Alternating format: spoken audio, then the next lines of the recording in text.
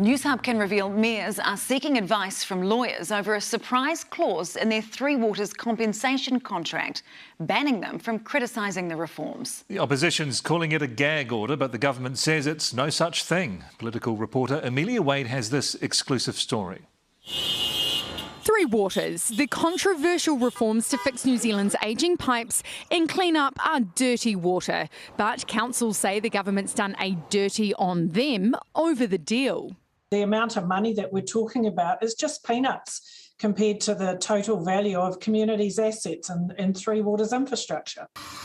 The government's starting to splash the Three Waters cash. Applications open to councils this week for the first $500 million slice of the $2 billion funding pie. It's called the Better Off package. It's to support local government to look towards other areas of obligations that they've been unable to fund because they've been constrained by their balance sheet.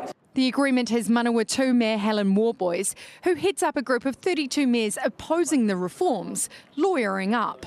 And of course, the first thing we're doing is getting some legal advice around that. Especially as in the deal is what's been slammed as a gag order. It states councils who get the cash must not at any time do anything which could have an adverse effect on the reputation, good standing or goodwill of the Department of Internal Affairs or the government. Does that extend to, well, if you sign this agreement, our council no longer can push back against opposing the reform model? You know, there's those kind of implications there. If you do take the money, then you sure can't criticise the government. That doesn't feel right. It does feel like a gag order. In a statement, the Department of Internal Affairs told Newshub no clause in the funding agreement prevents or prohibits any council from publicly expressing its own views. It is a common and prudent clause in public funding documents as a safeguard to protect against the misuse of public funds.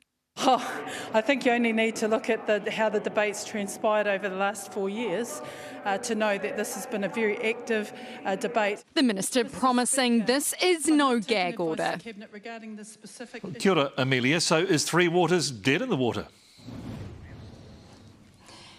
Well, Mike, the government says that this clause is frequently used in public funding contracts and promises it won't be used to gag councils.